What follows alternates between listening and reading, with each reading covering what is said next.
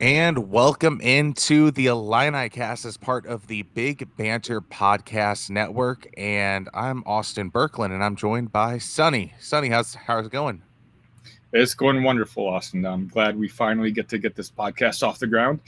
Glad to be working with you. I'm glad to be working with the Big Banter Network. Absolutely. So, what the Illinicast is, we're going to talk Illini football mostly. That's going to be our bread and butter, and then go into the Big Ten world. Have some guests along the way of the Big Ten Big Banter Podcast Network, and we're going to cover a little bit of Illini basketball here and there if there's some very noteworthy stuff. So, let's have introductions. Sonny, do you want to introduce yourself to the world? Sure. My name is Sonny. I'm living right outside Chicagoland. I've been an Illini fan for a better part of my life now. I did go to school there. I got two kids, chasing them around, and when I'm not chasing them around, I'm just trying to talk with like-minded people and absorb as much Illinois athletic knowledge as I can. Awesome. Yeah, and I'm Austin Berkland. I was the producer of the Jeremy Warner show back in the day. I was a member of the Tay and Jay um, just uh, gang, I guess, for lack of a better term, and just excited to be back in the Illini media landscape. So I'm very excited to be a part of this podcast. It should be a really good time and good to stretch my media legs again. All right, cool. So let's get going. I mean, there's a lot going on with what's happened the last couple weeks of Illini and Big Ten. So let's start off with the Illini, and they made a huge hire. It's not somebody that can recruit, but one of the best defensive minds out there in the world of college football. They hired Jim Leonhard as a defensive analyst. He was with Brett Bielema as his defensive coordinator at the University of Wisconsin, filled in as the interim whenever they fired Paul Chryst midseason, and now he was on the market. And I thought the Eagles, who are my NFL team, I thought they were going to hire him as their defensive coordinator, but he is recovering from hip surgery at the moment. So I think this is a good step for him as he tries to get back into coaching. I thought this was a home run hire. I couldn't believe it. I kept on refreshing. I thought I wasn't sure if I was being punked on a Twitter account. If you had told me Jim Leonhard was replacing Ryan Walters as our defensive coordinator, I would have been super excited. To have now, don't get me wrong, I love what we have now in Aaron Henry. All the interviews I've seen of him, Brett trusts him. I think we have a superstar in the making with our defensive coordinator. But essentially, Brett has a hedge. If for whatever reason Aaron isn't working or he needs some guidance, this is his first defensive coordinator job. He's got Jim Leonhard there 5 days a week to kind of be a soundboard for advice. And should things not work out for whatever reason, Brett has a top five defensive coordinator already in house. I couldn't believe the news now or then, and I can't believe it now. I'm super excited. I mean, I don't know if this is going to be the exact way that this goes down, but it feels like in the week from Sunday until Friday night, you almost have the game planner in Jim Leonhard, and then he hands the keys off to Aaron Henry and says, "All right, here's the game plan. Just call your game. I know you can. I have all the faith in the world in you." Brett has obviously all the faith in the world with you as the defensive coordinator. So I think those two are going to work so perfectly together. And this is just going to make Aaron Henry stronger, a great mentor for him. This is going to be one of those cases where Aaron Henry can um, kind of learn on the job while being on the job, which is very, very a unique situation and a great learning experience for Aaron. Because when you're replacing Ryan Walters, that's a huge task. And I think that this could be absolutely huge for Aaron Henry's development. And not just Aaron Henry, our defensive backs coach. It's his first Power Five gig too. So to have that inexperience in our coaching staff when it comes to the secondary, Jim Leonhard, again, he's been there, and this is actually a really good opportunity for him because again, he's not just going to be focusing on the defensive side. Uh, as per what Brett Bielema said during the media days, he's going to kind of dabble in all three facets of the game.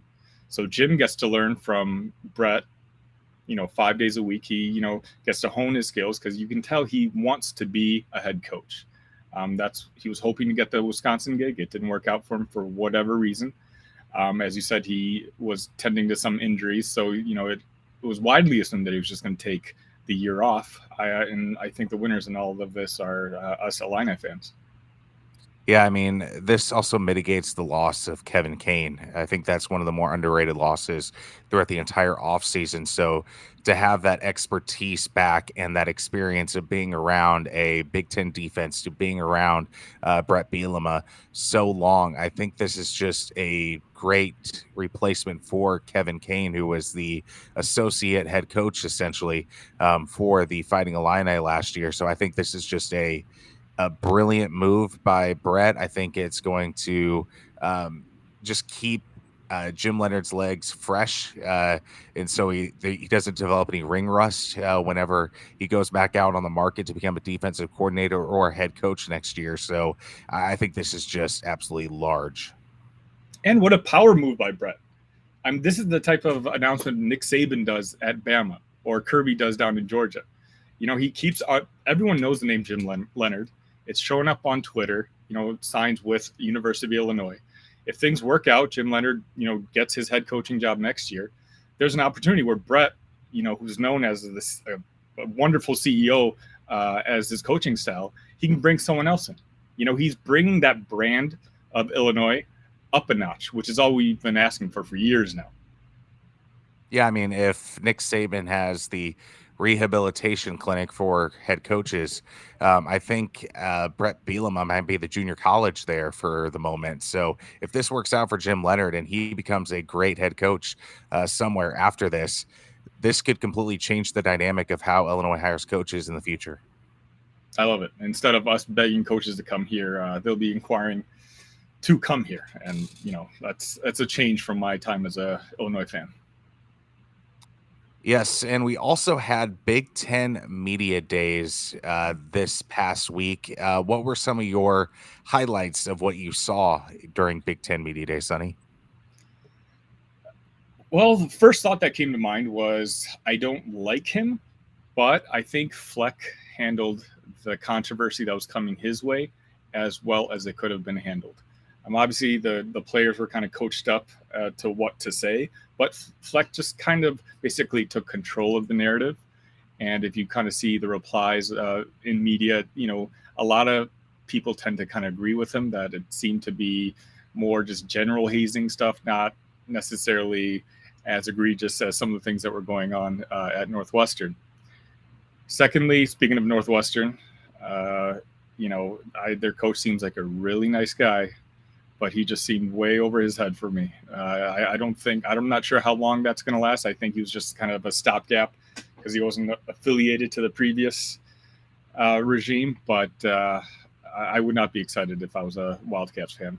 What about you, Austin? I mean that is two different ways of handling a situation. With the way Minnesota handled it, PJ Fleck said players have 6 different avenues to report incidents, no matter who they're dealing with, whether it's the department, whether it's another head coach.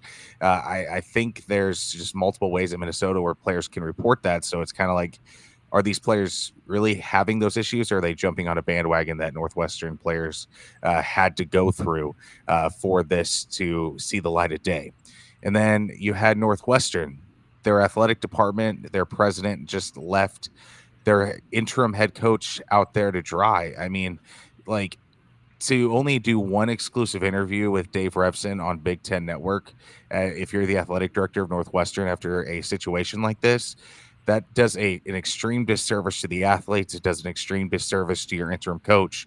And I know they're going to have a lot of money to spend on their new head coach, but if I'm a head coach, I'm like, are you really going to have my back?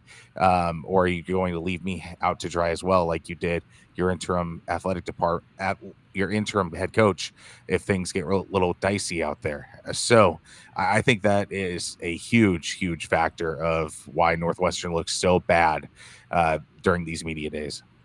They've just looked so bad for the past month.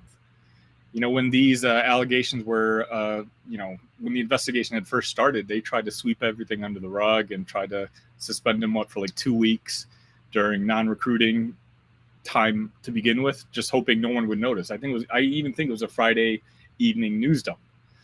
It was the students at Northwestern, their newspaper, I forget what it's called off the top of my head, that kind of dug deeper into the story, that brought more national attention to the story, to the point where, a week later, Coach Fitz was out of a job.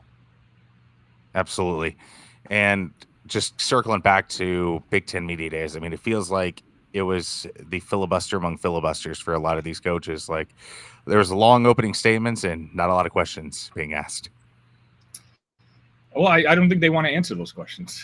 Mm-hmm. A lot of them, especially with what had gone at Northwestern and the report that was released about Minnesota, I think they kind of want to, all the coaches kind of collectively wanted to control the messaging as much as possible. I'm sure they got, some feedback from the Big Ten conference in general to try to, mitigate trying to let yourself get in trouble or talk down about your fellow conference members. So I think, that might be the case. And we're in such a situation where there's a lot of issues that are just bigger than a head coach's pay grade, which is crazy to say since college football pretty much owns college sports at the moment. Yeah. But when you talk about NIL, where Congress is getting involved, and you talk about conference realignment, where these college presidents and these athletic directors are making the moves and not the head coach. So I think that there's a lot of situations where they were just like, I really don't want to be asked these questions because there's nothing really that I can do to change the minds of anybody, whether it's like, if hypothetically Ryan Day was asked about Oregon and Washington, he doesn't have an answer for it. Like he would be like, it'd be cool to have more competition. But again, there's not really anything that these coaches can do about any of these major situations going on in the world of college football and college sports at large. Yeah, I agree.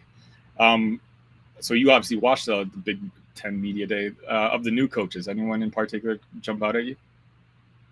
I mean, Matt Rule, like he just has a personality that fits really well with Nebraska. I mean, with how he is able to build a college football program, no matter which part of the country he's in.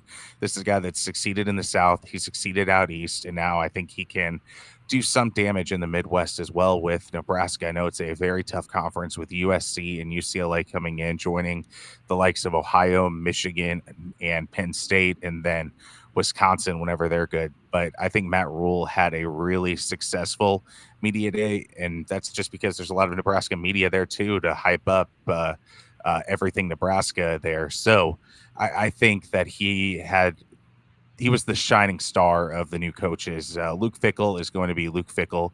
He's been on the national stage before with Ohio State. He's been on the national stage with Cincinnati.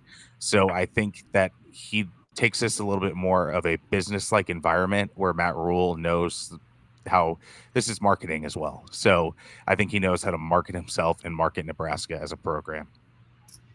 Yeah, I agree. I think we're going to find out if Nebraska can still be the Nebraska that their fans think that they are.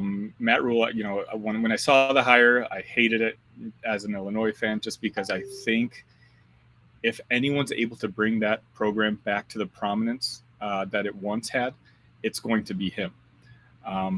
Whether that means leveling off at the 9-10 wins, something with like what Wisconsin and Iowa have been doing over the last 10 years, we'll find out. Or if it's really the Nebraska that, again, the Cornhuskers think that they are, that they're competing for national championships, they're battling Ohio State, they're battling Michigan.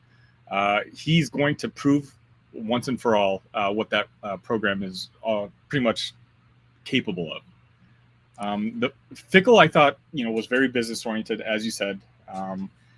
If I were a Badger fan, I would have gotten pretty hyped up listening to him.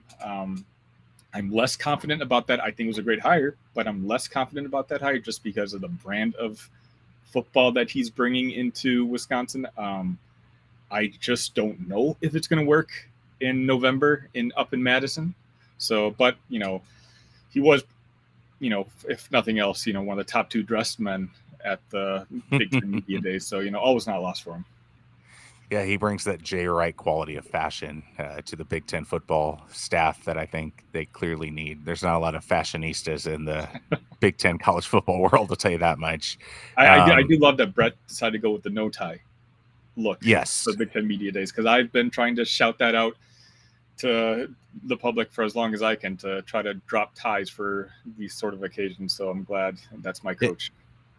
it is hilarious where it's literally on a turf football field and you still have guys wearing suits and everything. It's just a weird look. Like, I'd be more fine if they were in their polos or their sweatsuits or whatever they wear on game days to do this, because I mean it would fit the environment that these coaches are in.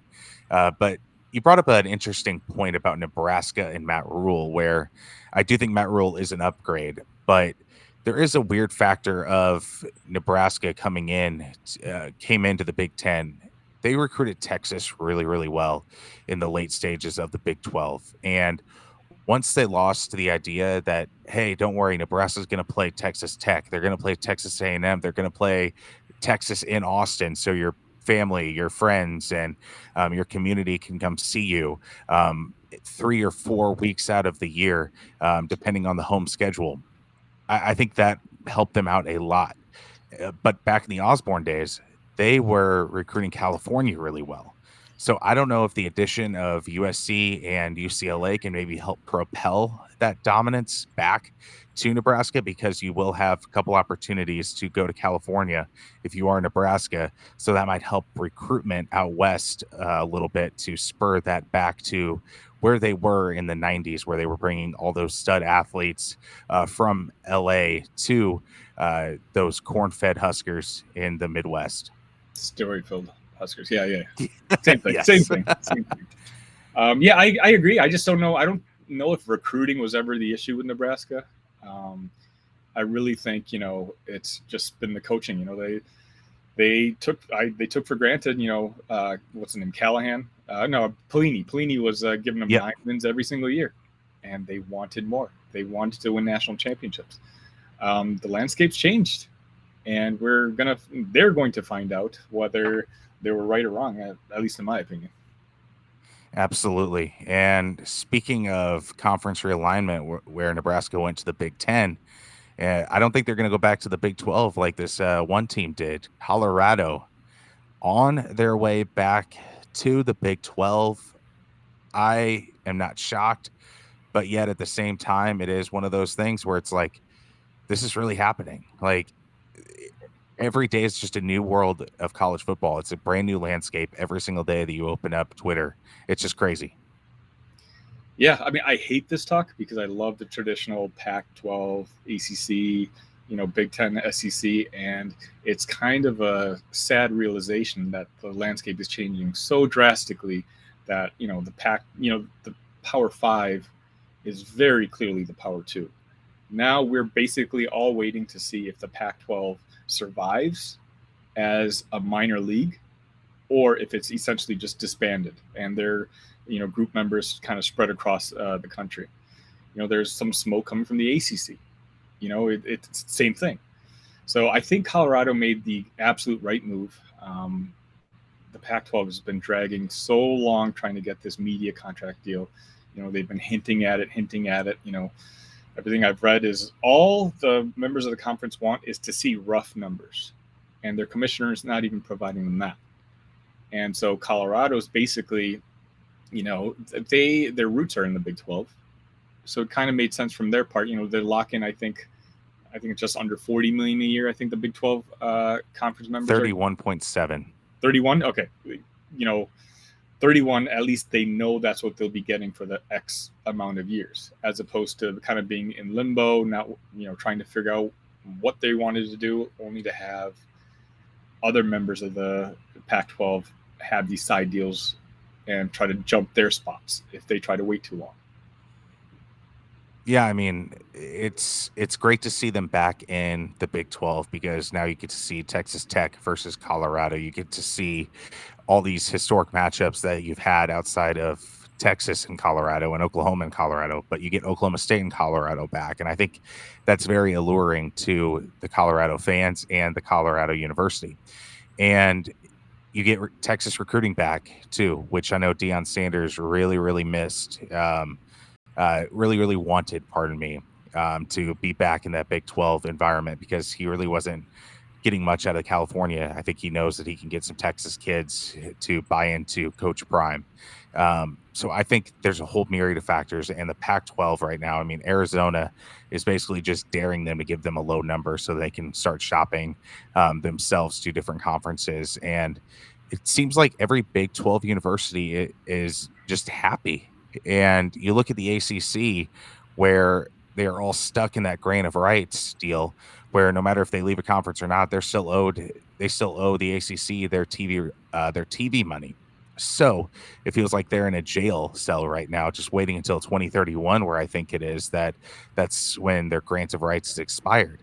So I think that the Big 12 right now might solidify themselves as the number 3 option to the Big 10 and the SEC. So kudos to the new commissioner, Brett Yormark. I mean, he has just been a rock star in getting a NFL combine that's just Big 12 athletes, the new TV deal, bringing Deion Sanders in Colorado back into the Big 12. I mean, the list of accomplishments in such a short amount of time and to beat the Pac 12 at the TV deal has just been incredible, just stroke of genius by Brett Yormark. And then he's making his counterpart in the Pac-12 look like a chump right now. A fool. Do you think they're done at 14 like they claim to be, or you think it's kind of just an enticement to get the other Pac-12 teams to knock on their door? I think they would take some of the Pac-12 teams in a group. So I think if Arizona was like, we're only coming if Arizona State can come, I think the Big 12, pardon me, would be like, all right, let's go. That's fine. So I think that's fine. And Brett Yormark really wants Connecticut. He wants Connecticut bad because the Big 12 loves their basketball, and UConn would bring a great fingerprint to that league in terms of men's basketball and, of course, women's basketball, which is growing revenue exponentially right now. It's a growing market. So I think that is huge for the Big 12 to think of. And they would get in all time zones as well and be close to New York City with that UConn deal. So I think they would probably take 4 more to get to 16 and showcase that, hey, we have 16 teams just like the Big 10 and the SEC. So I think they'll take up to 16. So, let's say you're Brett. Would you take UConn or do you take? We'll just start at the top of the list. Arizona. I would take Arizona over UConn. So okay, I think Arizona's probably locked in, right? That's probably I think they have that basketball history that they also like as well. So I think that would be the tiebreaker. It's just that they're closer and they have a great basketball program. Mm-hmm, mm-hmm. I think UConn. I think Yormark may be making a gamble that basketball is super undervalued right now in the next, in the round of media deals, because otherwise Colorado brings very little right now on the football landscape. UConn brings even less than that. And, you're absolutely right that, it brings, one of the top basketball programs, both men and women, to the table. But you just feel like not a lot of people care about that right now, or specifically the networks. So I do wonder if it's kind of a, trying to stay ahead, like a money line analytics move on his behalf, trying to target UConn. And, I heard rumblings about Gonzaga as a basketball only member, maybe as, a type of gamble to keep the Big 12 being talked about throughout the year. Well, top to bottom, it's going to be one of the best or most fun football conferences to watch. And then when basketball season hits, you're going to have the juggernaut. You're going to have, the Baylors, the UConns, Gonzaga. So, I'm not sure I would make that move, but he hasn't made a wrong move yet. So, he might know what he's doing. Yeah, I think it's just growing a niche that showcases the Big 12 as like the basketball conference, maybe even try to propel that over the ACC. I mean, it's like NBC. Whenever they didn't have the NBA, what did they shift to? The English Premier League. Yeah. So I think that was their like, hey, we can still get a great audience to showcase people on in a Saturday morning and a Sunday morning. And I think that's what your mark is doing whenever it's not football season. You're going to be wanting to tune into every Big 12 matchup because you're going to get UConn versus Baylor. You're going to get UConn versus Kansas week after week. I think that's kind of that is a big push, I think, for your mark is to grow that niche that maybe the Big Ten and the SEC don't have outside of like Kentucky, Michigan State, so on and so forth. Do you think the Big Ten or SEC is losing any sleep over any of these moves? No, I think they're just keeping an eye on it because I think there will be a point, especially now that Colorado has left, that Washington and Oregon might be calling and kind of begging to come to the I Big think they have Ten. been calling and Uh, begging. yes. So I think that'll just grow in desperation. But right now, I think the Big Ten is just like, are you Notre Dame? No. All right, see ya. So I Yeah. think that's just what they're waiting on. If Notre Dame is truly interested, and if they are, then they might expand further west to maybe get Notre Dame's friends Stanford, Washington, and Oregon in the fold as well. Yeah, I mean, I've been tweeting a lot about this stuff, just because I'm just fascinated by the different possibilities. I think Oregon and Washington will always be there for the Big Ten at any point. Hmm. At whatever we would name the price. Um, I think it's fair to say that moving forward, there's really only going to be one other conference that you need to worry about, and that's the SEC.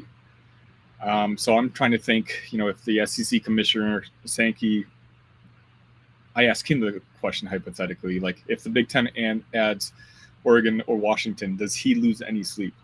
And I don't think he does. No, because I think he knows that he has Florida State and Clemson if that grant of rights ever gets broken in the court. so. Do you think Florida State would go to SEC? I think Florida State and Clemson would be SEC members. I think Miami with their private school and endowment, I think they would be more in tune with like a Big Ten move to join North Carolina. I think that's kind of where the divide would. Clemson, I feel like, would try to love to go to the SEC. I think that the SEC would try to vote them in, but I think South Carolina University would try every way possible to not allow that to happen. So I do have a contact in that kind of overhears some of the stuff that's going down in Tallahassee, and he's told me flat out it's 50-50. Mm, August 15th, there's going to be a very, everyone's circled that date because that's basically the deadline on when ACC teams have to make an announcement on whether they want to leave. And there's a lot of smoke coming from Florida State that they're going to make some sort of announcement, whether it be, that I don't think they're going to announce that they're leaving towards one conference or the other. The vibes that I'm getting is that they're going to announce a challenge to the grant of rights. But from what I'm gathering, the fans kind of lean towards the SEC just because it's more regional. It's easier to get. You have the more localized rivalries. But there's also a pretty big contingent in the administration, and there's a pretty decent group of fans also that want the Big Ten because I think the dream move for the Big Ten is locking in Miami and FSU as our next two teams. At that hmm. point, you lock in this. You're finally inside the state of Florida. We already have California. You get Florida. That's the SEC breeding ground. All right. The reason the SEC's performance better than we do is because their home is where all the athletes are. Once we added USC, UCLA, you'll notice all the other Big Ten teams, we're recruiting California more. We're getting more of their top end players coming to our conference as opposed to before. Do the same thing in Florida. We've got teams from Florida to California. We are a completely national conference at that point. And I think those two names, Florida State and Miami, make Sankey nervous because again, now we're entering their breeding ground. The other teams, depending on what happens to the ACC, if it does crumble, like if Florida State leaves, you know, like you mentioned, I've heard Clemson wants to kind of tag along with Florida State wherever they decide to go. If Florida State joins and says, hey, yeah, we're going to try to leave the conferences also, and the conference, just basically it rolls down and, it disbands, then all of a sudden, it's a free for all, and NBC basically forces Notre Dame, saying, "Hey, look, they released an article. I forget who wrote it. Forgive me." Where they basically announced that the only football that they'll be dealing with is the Big Ten and Notre Dame. So if the ACC's, no more, if Notre Dame doesn't join the conference, I can see a lot of pressure from NBC, who's paying them to, have some sort of scheduling agreement where they're playing a lot of the rivals from the Big Ten, that they had in years prior. So, I think Notre Dame, I agree with you, is the number one on our board, but I don't think they're moving until they absolutely have to.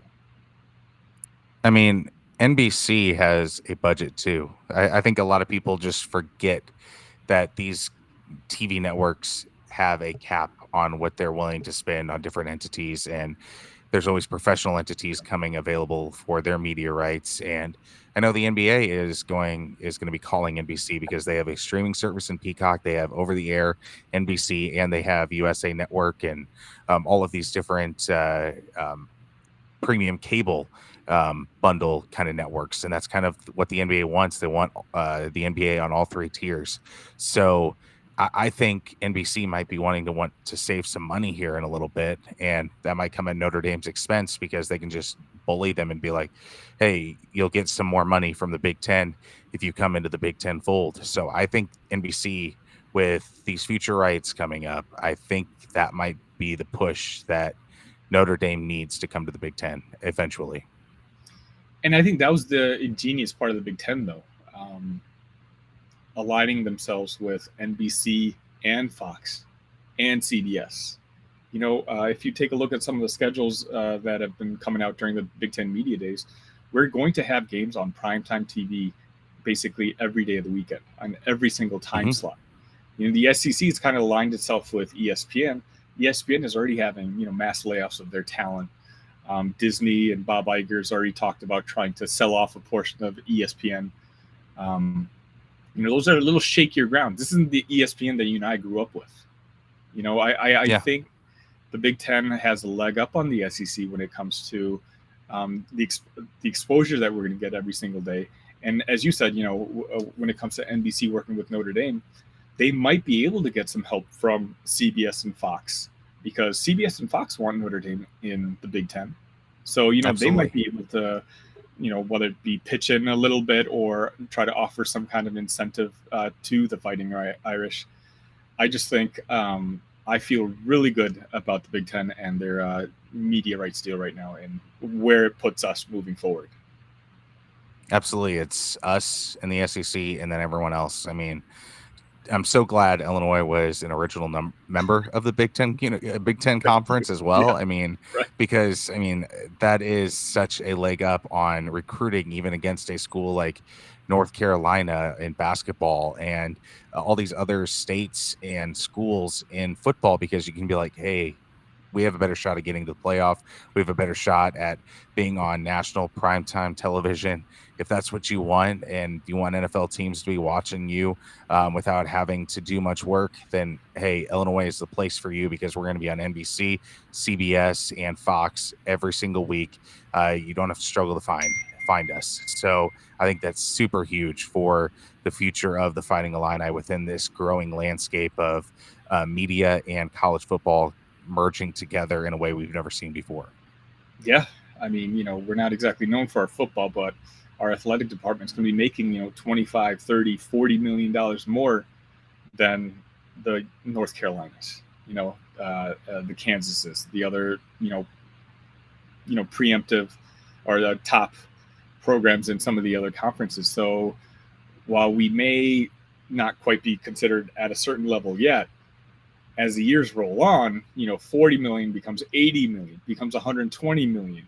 Like, we're going to be able to build top-notch facilities that even these other top programs in other conferences just can't compete with, just because we'll have that Big Ten money coming in. And yeah, I'm so grateful we're a founding member, because otherwise it'd be a lot harder to watch from the outside. University of Chicago's got to be kicking themselves seeing all this TV money coming into the Big Ten. Yeah, yeah. I'm kidding. They're doing just fine with They're, their they're doing okay. education. Yeah, I think they're doing Yeah, okay. it's one of the top universities in the country, not named an Ivy League. So they're doing just fine. But just funny to think that they were one of the original members with Illinois of this Big Ten conference. But going up for other Big Ten news, Jim Harbaugh is suspended the first 4 games of the season. And it really feels like the cover up was bigger than the crime. I don't get it. It said that he worked with the NCAA and they both negotiated this together. Um, what authority does the NCAA just hold at this point? Like, if I were Jim, I would have been like, okay, if you're going to suspend me, I'll be suspended 2 games. That's it. Like, what can the NCAA do at this point to him? Like, what was it, like feeding hamburgers or this and that? It's just every team out there. So the punishment was because he gave some food, and it was technically a recruiting visit during the pandemic. So that's kind of where the NCAA was like, you broke this rule during one of the biggest national crises we've ever seen. Can I say that other Big Ten universities were doing the same thing? No, I can't. But the fact that he was just like, no, I didn't do anything wrong, just kind of said that, yeah, you're going to be facing some sort of punishment for this. And this is a kind of a stiff hand from the NCAA. And it's kind of surprising to see, because we've seen that whenever you're defiant to the NCAA, that's whenever you get off scotch free. If you cooperate with the NCAA, that's whenever they give you the hammer. So this is kind of a different thing than I would have anticipated from the NCAA on an issue like this. Yeah, again, I was shocked. 4 games. I know those 4 games are at the beginning of the season, and Michigan has a historically soft out of conference schedule to begin with. But if I were Jim, I would have said, 1 game, 2 games, fine, whatever, roll your eyes and be done with it. But I don't agree with it. I don't think he necessarily did anything that everyone else wasn't doing. I don't like Jim. I don't like the University of Michigan program, but I kind of enjoyed him kind of sticking the thumb up at the NCAA. But I guess in the end, the NCAA won. It is kind of funny at the same time he was getting suspended that the Colts put him in the Ring of Honor on the field during Big Ten Media Days. I'm like, so you're getting suspended that same day that you're getting honored by the Indianapolis Colts. I mean, it's just hilarious how the timing of all of this stuff just kind of goes together. Like the Pac-12 commissioner, like the week before Colorado left, was like, "Oh yeah, we're stable right now. Everything's fine." It's just nobody knows anything in college football anymore. Nobody can trust any timing of anything. I mean, it's just a wild, wild west. One day blue is blue, and the next day blue is green. Exactly right. I mean, anything you read, no matter who you talk to, like nobody knows anything. Everyone is lying to you, so that's kind of the excitement, I guess you can say. Um, as the days progress, again, I'm keeping my eye out on for August 15th, just to see if what I'm hearing is true. If Florida State drops the ACC bombshell, because I mean, if we thought what happened with the Big 12 and the Pac 12 was crazy, like this is going to be that tenfold, in my opinion. Because these are powerful brands with powerful academics, with powerful sports in both basketball and in football. I know basketball is not the driver, but when you have a team like North Carolina and Duke, that's a very valuable brand that I'm sure Brett Yormark is like, did somebody say basketball, Duke? Do you want to join? Come play Right. Kansas every season. I mean, like this could open up a huge can of worms that we're not even anticipating. Like Duke to the Big 12, like North Carolina to the Big 10, Clemson to the Big 10. Who knows what could happen? Yeah, and not to be disrespectful to Colorado, or Arizona, but like the ACC has legit college football powerhouses. Hmm. Florida State is one of the all-time blue bloods. When you talk about Clemson for the last 10, 15, the Dabo years has been one of the 2, 3 best programs in the entire country. So when the ACC has that drama, that's going to actually truly matter on the field as well, because Florida State deciding to join the SEC or the Big Ten, both conferences want them, and it could do a power shift one way or the other when it comes to the play on the field moving forward. Absolutely. Absolutely. I mean, it's just unreal to think of all the massive schools that pending a court battle could be suddenly up for grabs because that ACC dollar amount was so low, but they thought they were so smart for signing such a long-term TV deal together. But it turned out that short term is the best term because you don't know what opportunities come available year to year in this wild, wild west of college football. Do you feel at all bad for Jim Phillips right now? No, because he's not at Northwestern dealing with all of this stuff. So Well, he's that's still true. making a hefty payday, and he is he's still going to live the life after this without having any like smudge on his record. If the conference diminishes, then he can just be like, "Yeah, it was the TV deal, money. That's it." Um, but if he was at Northwestern right now, he'd probably be like, might be on a little bit of a hot seat right now. It's just like how different his life could have been.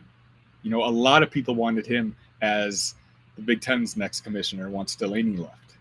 And if Hmm. that path had gone forward, who knows where he would have been compared to, I think, feelings were hurt once he didn't get the Big Ten job. And, the ACC came knocking. And, I thought it was a home run hire for him. I really liked everything Jim had done. But yeah, you're right. I think he'd rather be out there out in the East, dealing with whatever they're dealing with, as opposed to having to answer questions about Northwestern right now. I mean, I know Kevin Warren on the day-to-day aspects of the Big Ten didn't do the best job in leading the conference day to day, but his big picture stuff was just masterclass. Adding USC, adding UCLA, Full stop. spearheading this. Yes, yes, and then spearheading this TV deal was just a masterclass at work. But then the day to day stuff, like how to suspend players and that was not his forte. But big ideas are what he's about. And if you're a Bears fan, I'm sure you got to be somewhat excited over the possibilities of a new stadium and uh, getting the football operations all set. Yeah, I mean, I am a Bears fan, so it is nice. The Minnesota fans I've talked to, they love their stadium, and Kevin's kind of already gone through that whole experience with them. I don't know, and these were the questions that were being asked when he was hired, whether he really is a college guy, an NCAA football guy.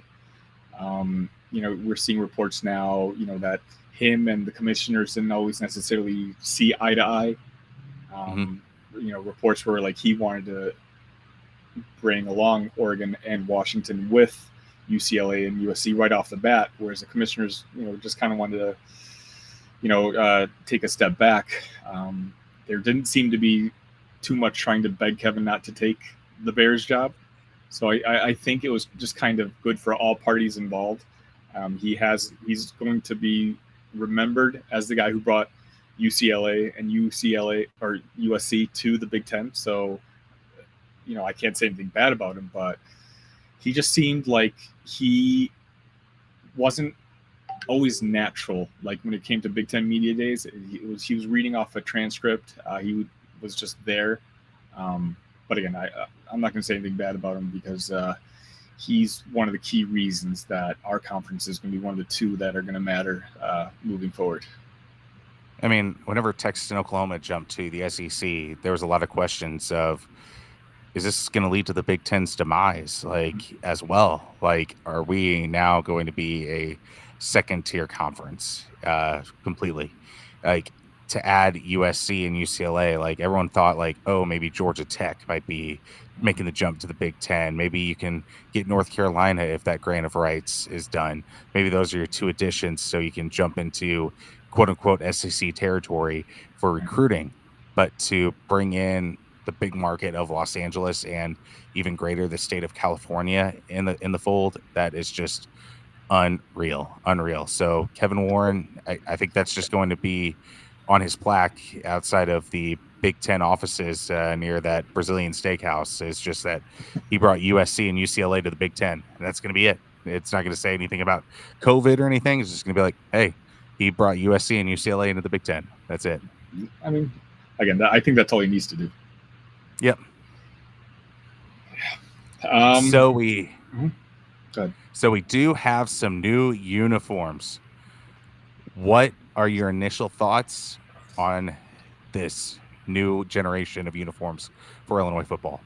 I think they are. It's so funny, like how riled up people get over uniforms.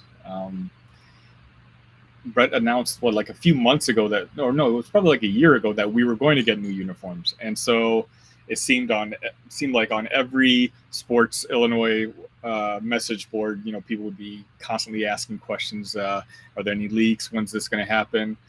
Trying to come up with their own prototypes. I think we got the prototypical Brett Bielema uniform. If I, I never thought it would be anything flashy. Brett's not a flashy guy. If we had hired a younger guy like a Ryan Walters, I can see trying to do something super modern, something that, the kids would appreciate. Brett seems very old school with the blend of the new school. And so, like, I like our jerseys. Yeah, they look like Syracuse's, but, we pretty much share the same colors. So it's going to be hard to differentiate between the two. Our jerseys are really not that much different than, LSU's, the Patriots. So for me, I like them. I have no problem with them. I'm silently glad we didn't go with the script Illini that has been shown up on a lot of promo material. I like the way it looks, but I just don't think I would have dug it on a football uniform. I like the black eye on the helmet. Me personally, I'm glad we didn't go back to the Giants, Illinois, as Jeremy likes to refer. What do you think? Yeah, I'm not a fan.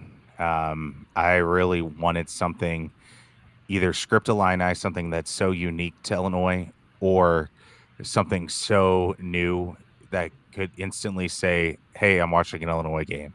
Because if you're just turn on the TV and it's one of those like close-ups of the players, you don't know this doesn't have the score bug at the bottom.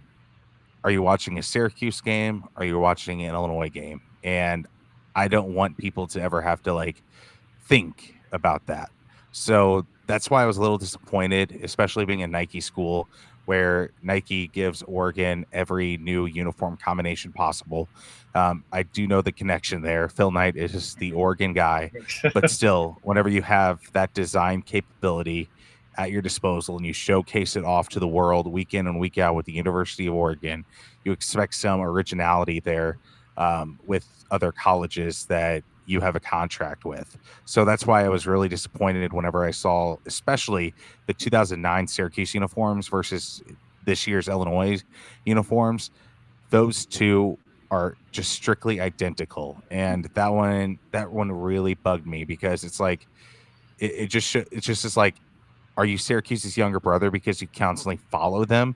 Mhm. Like, I just wish we could do something completely different that way. So if we do come together in a few years here and there, that it's not so quick at the trigger that it's like, oh, this is Syracuse's old uniforms. At least have some buffer in between there. Yeah, but I think, if we won 9, 10, 11 games a year, Nike would probably give us a little bit more attention. I think as of now, I do think, Brett probably had a pretty decent hand in, or at least some input on what the uniforms would look like.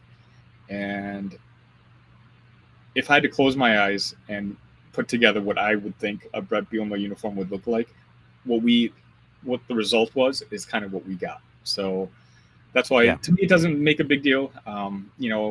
for me, the prominent, the big I on our helmets. It's it is what it is. It's fun to talk about. Once we saw the jerseys lined up, at Big Ten Media Day, I think they had like all 16 jerseys up there. There's tweets asking, rate them. I always saw Illinois somewhat in the middle, and that's kind of where I would have ranked them. Nothing's jumping out at you, but I know we think Nike's being lazy, but I saw Indiana and that Adidas logo, and I'm still just grateful that we're a Nike brand. So, and I do think that matters. Is true. So, it's and I mean, I feel like you can build into the brand of your jersey as well. So hypothetically, if Illinois does win those 9 games in a row, then people won't even think about Syracuse whenever that situation comes on of the TV being close up, no score bug. And if Illinois is winning a lot of games, you just would assume, oh yeah, this is an Illinois game that I'm watching right now. And I feel like if you keep winning, then the brand will slowly evolve into your brand, and they won't even think about the alternate options of who an orange and blue uniform could possibly be. Yeah, I think you're right. I mean, let's be honest, in the battle of Illinois football versus Syracuse football, it's not like one program has a huge leg up over the other. So that mantle is up for grabs. And, I think we have the right guy in charge to take us, beyond the Syracuse level. And with CBS, ABC, and NBC, we are always going to be on the national stage, and Syracuse is going to be either on the ACC network or ESPN2 constantly. So that's another added benefit about being in the Big Ten Conference. Right. Yeah. Hopefully, we'll get the first dibs from Nike, the blue and orange, combo moving forward. Absolutely. So, Sonny, I hear you have a contest for our listeners out there. Yeah. So Austin and I are super excited for, our launch episode, which you're listening to right now. What we're going to do is try to reward our listeners. This is what I want you to do. Show me proof that you are subscribed to our YouTube channel. Send it to my Twitter handle at Illinicast, ILLINICAST. Just send me a screenshot of you subscribe to our YouTube channel. And before the season starts, we're going to give away 2 tickets to the home opener. What do you think about that, Austin? That sounds amazing. I like this contest. So subscribe to Illinicast on YouTube and send proof to Sonny at Illinicast on X or Twitter, whatever we're calling it nowadays. Right. Yeah. I mean, it's like a Kleenex, like you can't change the name of Kleenex because everyone just knows that it's Kleenex. I mean, come on, it's Eli. always going to be the Sears Tower. Yes. Perfect example. And to a lot of Illini fans, it's always going to be the Assembly Hall. So right, exactly right. But Austin, this was fun. This was fun. This was a blast. We covered a lot of Big Ten Media Days. We covered a lot of different things related to Illini sports and things that could potentially affect Illini sports for decades to come with conference realignment. So I hope you enjoyed this first episode of the Illinicast, powered by the Big Banter Podcast Network. And Sonny, I want to thank you again for inviting me to be part of this journey with you. Awesome.